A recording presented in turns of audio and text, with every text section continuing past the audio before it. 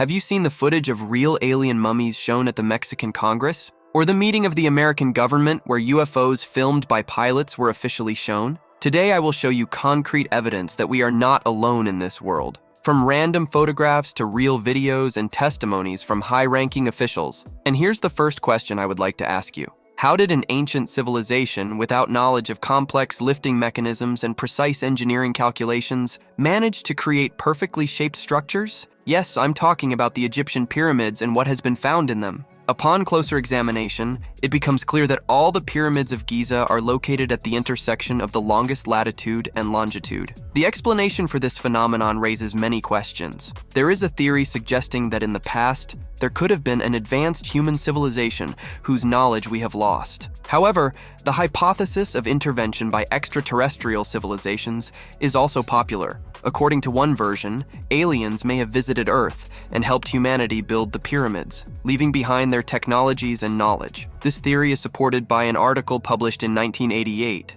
which tells of a discovery in the Great Pyramid of Giza. Researchers found a sarcophagus with the mummy of a humanoid and a papyrus describing Pharaoh Khufu's encounter with an alien. According to the text of the papyrus, the pyramid was built not for the pharaoh, but for the alien guest, and was intended to serve as a beacon for his kindred who would visit Earth in the future. Well, it is precisely such discoveries that make us ponder the real reasons for the construction of the pyramids. But believe me, this is just the tip of the iceberg, because next, I will show you real footage of alien guests. In 2016, airport staff in Miami encountered an unusual phenomenon. A blue glowing sphere appeared in the sky. I'll clarify that it was proven not to be a photoshopped image or a hoax, and there were dozens of witnesses. This event raised many questions among ground personnel who filmed this phenomenon and posted it on social media. In the comments, users began to speculate about the arrival of aliens using phrases like, "they're approaching," and "welcome to the world of aliens." There were theories that it was actually not an alien invasion,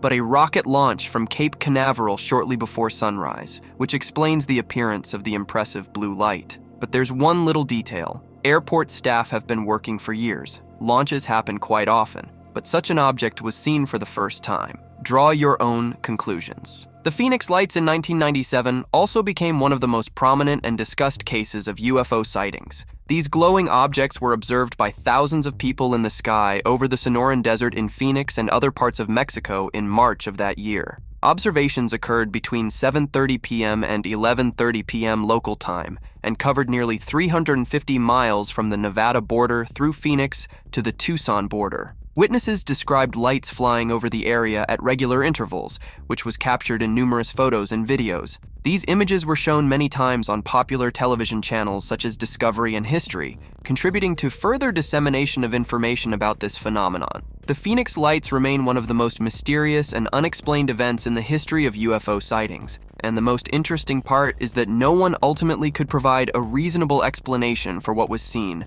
once again proving their extraterrestrial origin. And where would we be without military footage? When the USS Theodore Roosevelt aircraft carrier was passing by the coast of Florida, an unusual incident occurred. Pilots captured a video that shocked the public. It depicted an aircraft rotating and flying sideways, reminiscent of descriptions by the famous ufologist Bob Lazar of how alien ships manipulate gravity. The shape of the craft resembled a heart. Skeptics claimed that the apparent rotation was just an optical illusion caused by the camera stabilization mechanism. However, pilots with experience working with such equipment insisted that the rotation was real, not an illusion. Jeremy Corbell, an electro-optics engineer and camera expert, also confirmed that it was not an illusion. Another interesting aspect was the object's movement at high speed in a crosswind, raising questions about its capabilities, as modern aircraft are not able to maintain a straight course in such conditions. Luis Elizondo, who headed a secret government program to investigate UFOs,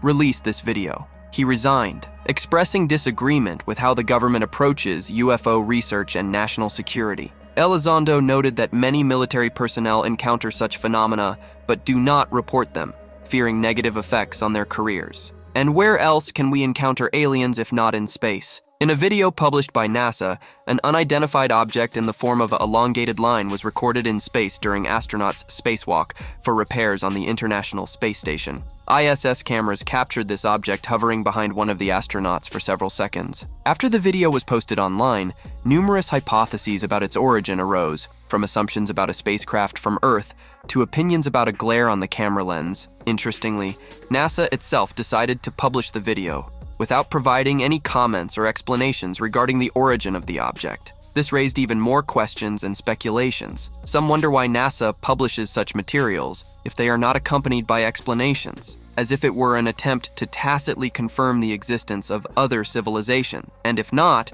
then why not refute it? It's truly strange, isn't it? And where would we be without the most famous and widely publicized encounter with aliens? In 1947, mysterious events occurred in Roswell, New Mexico, the precise details of which remain unknown to this day. It is evident that something crashed, and according to some accounts, it could have been an extraterrestrial craft. However, the official position of the US government is that there was no alien activity in Roswell in 1947. Debris found at the site near a military base was claimed by the government to be part of a research project involving weather balloons. Nevertheless, many still do not believe this version. In those times, if the government said to keep quiet in the interest of national security, people complied. The UFO Museum in Roswell attracts people from all over the world, offering them the opportunity to explore various possibilities and versions of what happened. Although the museum does not provide definitive answers, the main attraction for visitors lies in the opportunity to draw their own conclusions.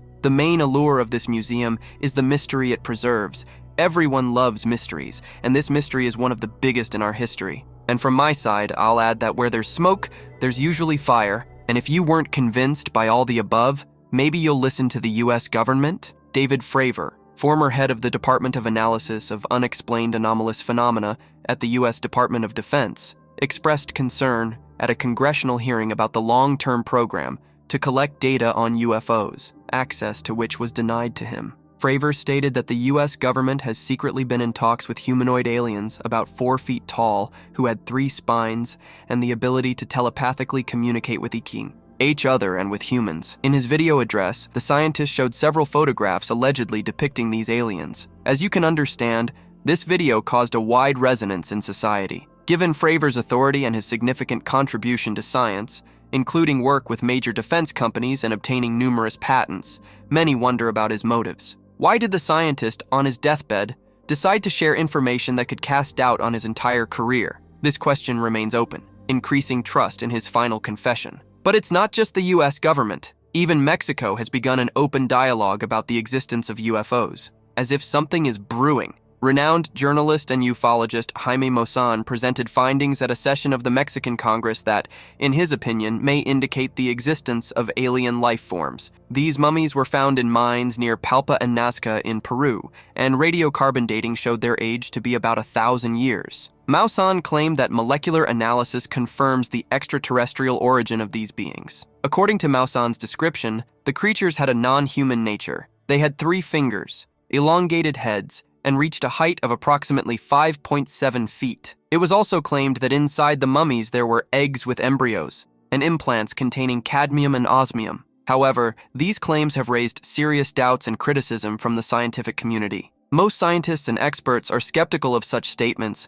and emphasize that more thorough research and reliable scientific data are needed to draw definitive conclusions about the origin and nature of the mummies. An article titled "Evidence of UFO Existence" appeared in all local Texas newspapers on the day a video was published online by a user of Google Maps. The video showed strange objects, sparking a wave of interest among users eager to explore the service themselves. However, attempts to locate the object proved futile, as the video's author did not provide exact coordinates, making the search impossible. And the person himself disappeared somewhere, leaving only footage of his discovery on the internet. Naturally, this led to numerous disputes regarding the credibility of the source. Nonetheless, ufologists are convinced that if true, the mysterious figure shown in the video could have arrived on Earth from space and either represent living organisms or some ominous sign. And here's another mass incident that cannot be accused of lacking credibility. In 1989, a significant event related to UFO sightings occurred in Belgium, which turned out to be one of the most documented cases in history. In November of that year, 30 different groups of people, including police officers, reported seeing a large, flat, triangular flying object with 3 red lights on the underside, hovering at low altitude over Belgium. The huge craft moved silently and was observed on a route from the city of Liège to the border with the Netherlands and Germany. Until March 30th of the following year, new sightings continued, and by then, 13,000 residents had seen the object. Belgian aviation tracked it on radar and dispatched 2 F-16 fighters to intercept. Pilots attempted to intercept the UFO, making 9 attempts, but each time they locked onto the object on radar, it rapidly accelerated from 150 mph to 1100 and performed maneuvers incompatible with human capabilities on board. The object changed altitude from 9,000 feet to 4,000, then rose to 11,000 feet and descended almost to the ground, all within seconds. Of the 2,600 written statements in which witnesses detailed their observations, not one mentioned sound waves during the maneuvers they observed from the ground while the F-16s conducted their operations. This incident became one of the most mysterious and discussed in the history of UFO sightings. And I'm sure that with each passing year, more and more evidence will emerge, now that it's being discussed at the level of world governments. By the way, if you're interested in this topic and know how to write scripts, edit videos, or voiceover clips, feel free to write to the Telegram bot via the link in the description. And thanks for watching.